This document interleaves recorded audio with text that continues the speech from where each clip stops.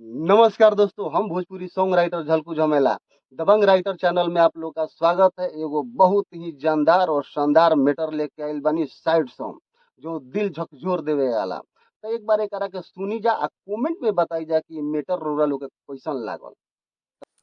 कैसे हम सहब जुदाई ये जानू, कैसे हम सहब जुदाई ये जानू। काद सुननी है कि भइल बासगाई ये जानू, काद सुननी है कि भइल बासगाई ये जानू।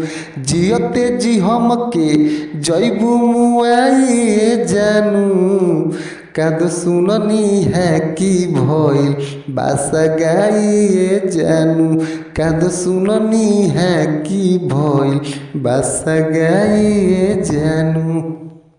तो हाँ, ये मैटर रोरा लोग के कैसन लागल हम। यदि रो लोग ये मैटर गावल चाहत नहीं जा तो देर कोना बात के डिस्क्रिप्शन में रोरा लोग का नंबर मिल जाए, स्क्रीन पर नंबर मिल जाए। फट से ना अंतरा हम बढ़ा के दे देव तो रो लोग गा सकतानी। कॉन्टेक्ट नंबर बढ़ले बा, देर कोना बात के बा, आई मिल के काम कर जाओ।